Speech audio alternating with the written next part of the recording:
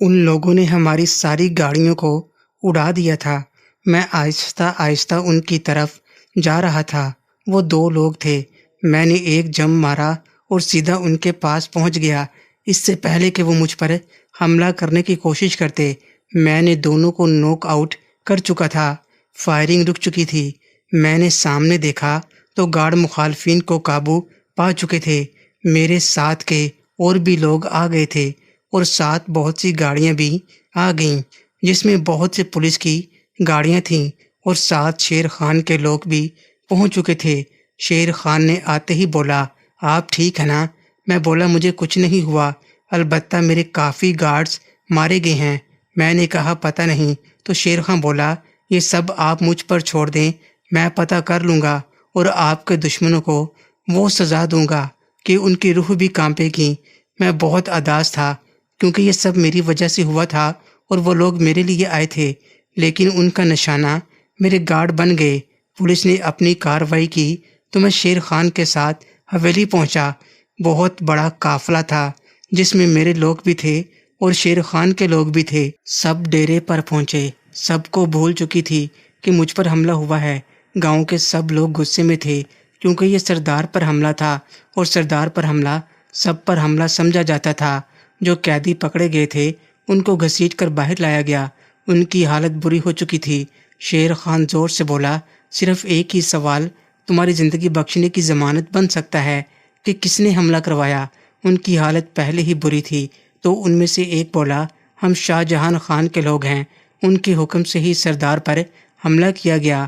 شاہ جہاں ہمارا ایک مخالف تھا جو کہ میرے باپ کا سب سے بڑا دشمن تھا اور ہمارا سب سے بڑا حریف تھا۔ شیر خان کو غصہ آ گیا۔ اس نے کہا کہ ہم سب لوگ تیاری کریں، ہم آج ہی شاہ جہاں پر حملہ کریں گے۔ میں نے کہا، تم تیاری کرو، میں حویلی سے ہو کر آتا ہوں۔ جیسے میں حویلی میں داخل ہوا تو سب برآمدے میں بیٹھے تھے۔ جیسے ہی امی کی نظر مجھ پر پڑی تو دوڑتی ہوئی چیخیں مارتی، میرا بچہ کہتے ہوئے میری طرف دوڑی۔ باقی سب بھی میری طرف دوڑ پڑیں۔ سب سے پہلے امی مجھ سے لپٹیں اور مجھے چومنے لگ پڑیں۔ باقی سب بھی مجھ سے لپٹ پڑیں اور روئی بھی جا رہی تھیں۔ میں نے سب کو خاموش کروایا کہ میں زندہ ہوں اور ٹھیک ٹھاک ہوں۔ ان سے ملنے کے بعد میں اپنے کمرے میں آیا اور ایک جست لباس پہنا کیونکہ میں دعوت پر گیا تھا تو دعوتوں والا لباس پہنا تھا۔ میرے پیچھے پیچھے چھوٹی ماں آ گئیں۔ بولی، تمہارے ابو وہاں بہت پریشان ہیں، اور بولی مجھ جیسے ہی پہلی فلائٹ ملے گی واپس آ جائیں گے۔ میں کمرے سے باہر نکلا تو سب بہنیں کھڑی تھیں۔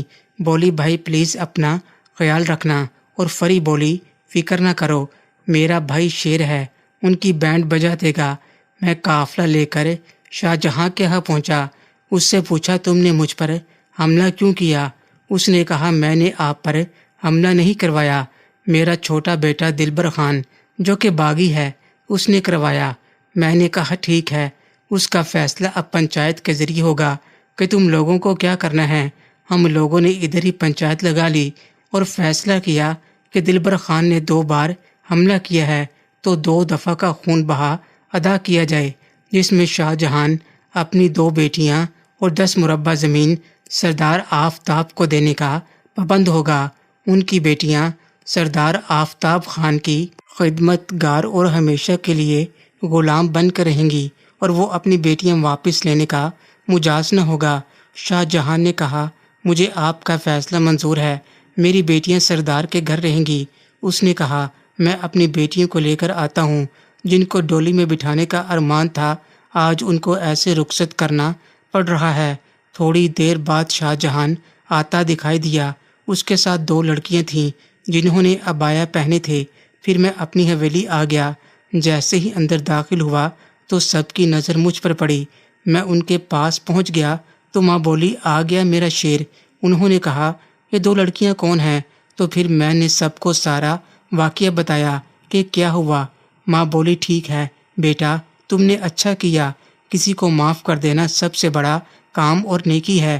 میں ان کو بولا، یہ بے شک میری غلام کی صورت میں آئی ہیں، لیکن ان کو گھر کا فرد ہی تصور کیا جائے گا، اور ان کے بھائی کا گناہ تھا، سزا ان کو دی گئی۔ ان کے ماں باپ نے اپنی جان اور زمین بچانے کی خاطر ان دونوں کو یہاں بھیج دیا۔ امی بولی، ادھر آؤ، तुम दोनों। अम्मी ने बोला, नकाब उतार दो, यहाँ घर के लोग हैं और यहाँ सिर्फ घर के लोग ही होते हैं, गार्ड वगैरह बाहर होते हैं। तो दोनों लड़कियों ने नकाब उतार दिए। जैसे ही उन्होंने नकाब उतारे, उनको देखकर मेरे होश ही उड़ गए। उनमें से एक की उम्र 19 साल थी, जो बड़ी थी, दरमियाना सा कद था, लेकिन उसका जिस्म बहुत ही खूबसूरत था और शक्ल तो देख कर ही लोग दीवाने हो जाएं ऐसी थी। रंग दूध की तरह सफ़ेद, पतले होंठ, काले स्याह बाल जो कि चेहरे पर आ रहे थे, और उनके माल्टे भी मुनासिब थे, ना बड़े और ना छोटे। लेकिन जो सबसे ज़्यादा देखने के काबिल चीज़ थी वो थी उनकी मासूमियत। अम्मी ने उसका नाम पूछा तो उसने शहज़ादी बताया। वो वाकई ही शहज़ादी लग रही थी। दूसरी लड़की की उम्र 17 साल होगी। वो भी अपनी बहन की तरह सफ़ेद थी और अपनी बहन की तरह ख़तरनाक हद तक खूबसूरत थी। अम्मी के पूछने पर उसने अपना नाम गुलेशिरीं बताया। वो वाकई ही खिलता गुलाब थी। मोहतरम नाजरीन और सामईन, इस कहानी का बाकी हिस्सा अगली आने वाली वीडियोस में पेश किया जाएगा।